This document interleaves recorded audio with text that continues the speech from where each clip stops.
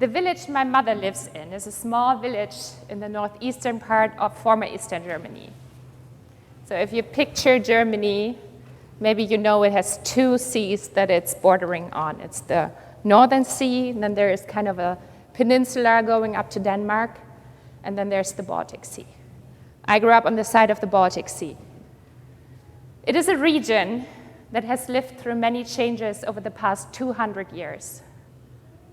First, it was its own and independent dukedom, Mecklenburg, where small country estate owners reigned over the villages and their villagers. Only after Napoleon was defeated in 1814, all the people of Mecklenburg gained freedom from serfdom. First an ally to the ever-growing Prussia, it became a part of the German Reich in 1871, under the first all-German Emperor Wilhelm I, only to be drawn into the First World War in 1914. One of my great-great-grandfathers died in the first few days of August 1914, somewhere on the Eastern Front.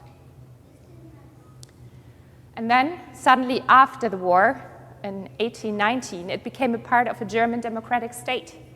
Founded after the Contract of Versailles, put tight restrictions over a bled-out countryside that suddenly, after centuries of being ruled by aristocratic and gentry overlords, got the vote.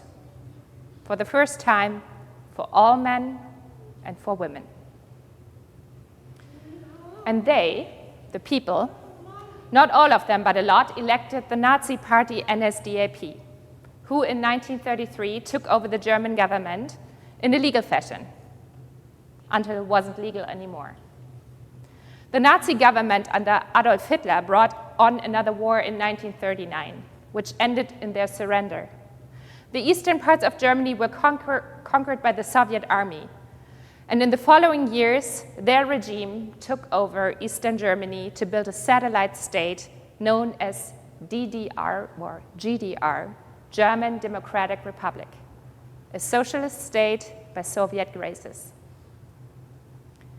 Since the fall of the wall in 1989 and the reunification of the two Germanys, my homeland, Mecklenburg, has tried to recover from its turbulent past and try to find its voice and identity. But it's hard. Some people say everything was better during Eastern German times. People were cared for, people were taken care of.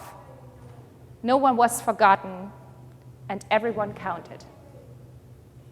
Other people say, finally, we can live out who we are.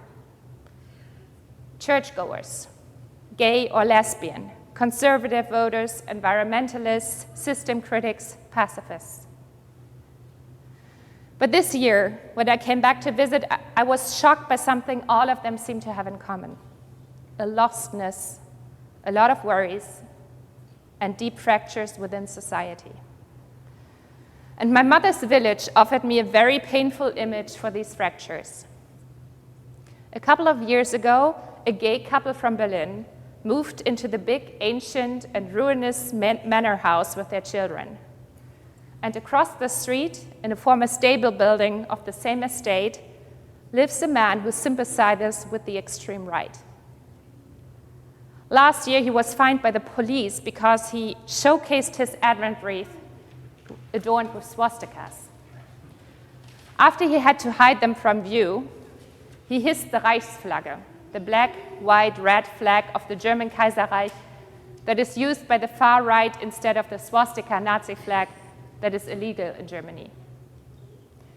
In response, the gay couple across the street draped a rainbow flag around their balcony. Now there are, not 65 yards apart, the Reichsflagge and the rainbow flag, swaying in the same wind, and the street that divides them has become a trench. Similar things, with maybe different flags, are happening in the US.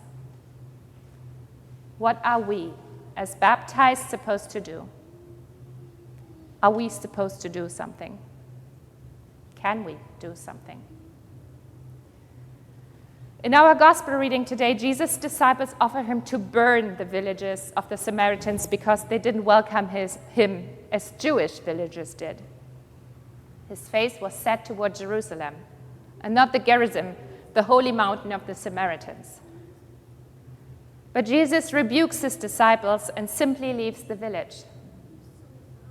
On the road, then, someone swears their fierce loyalty. I will follow you wherever you go. However, Jesus' response is somewhat cryptic.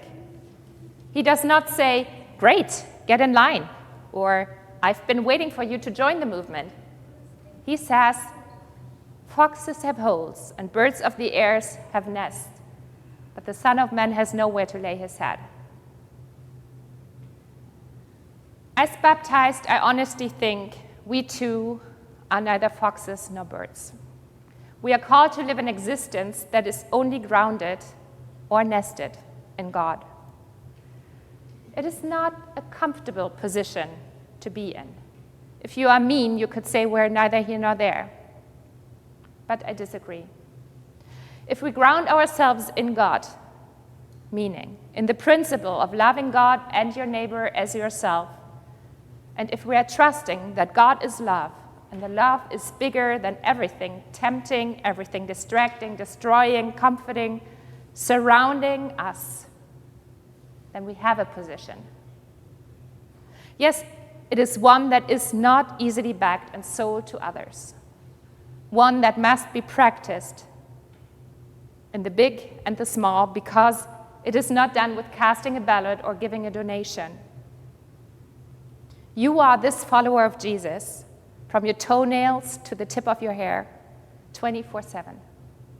And you hear me grappling for words, and I know I'm not selling this well because that's what it is. It's a hard sell. Do you get anything in return? Yes, but it's countercultural. It is community. It is meaning. It is faith. So we're neither foxes nor birds. But who are we then as disciples of Jesus? I have to take a step back to get to my point.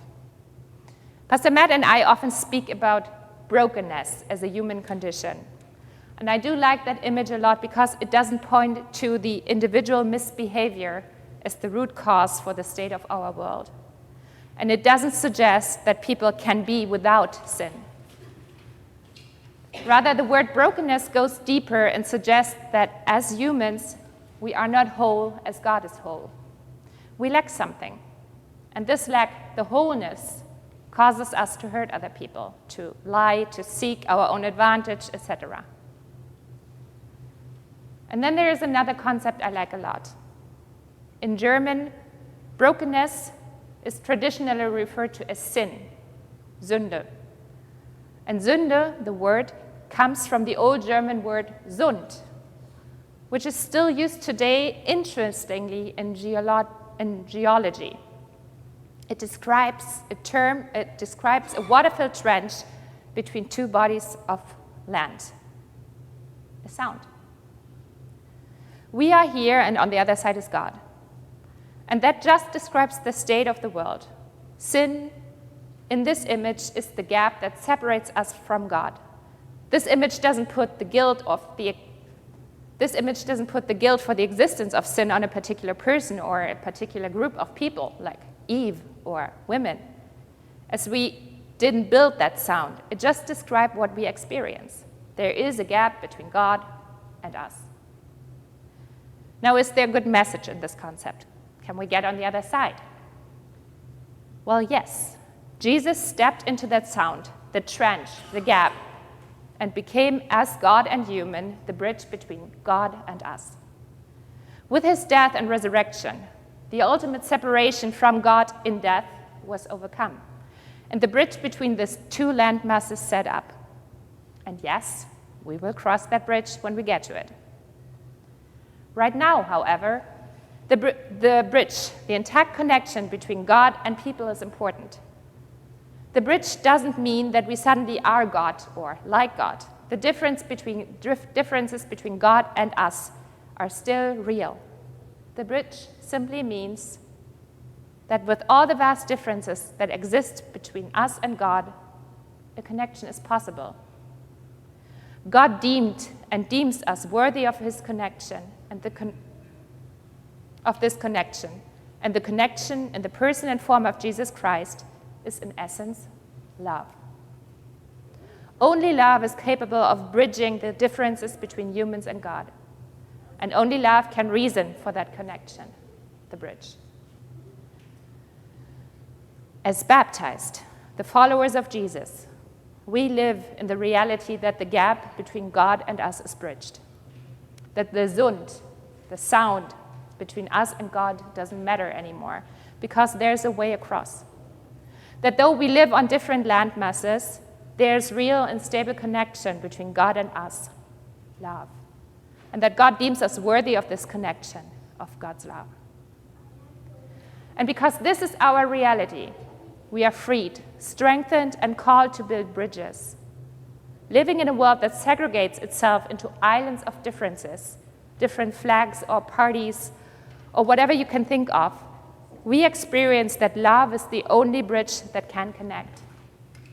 Because though acknowledging differences, there is no judgment.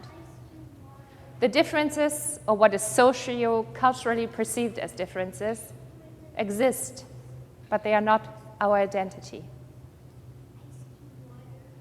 God calls us to build bridges again and again.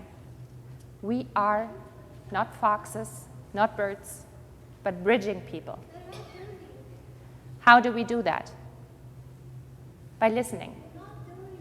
By trying to view the world from the perspective of the hurting, through female eyes, through the eyes of people of color, through the eyes of gays and lesbians, or people who do not define their gender as male or female, through the eyes of men, through the eyes of people with handicaps.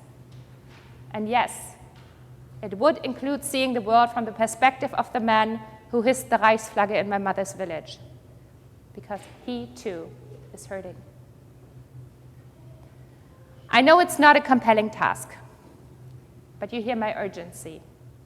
I honestly fear we are running out of options to avert more pain for everyone.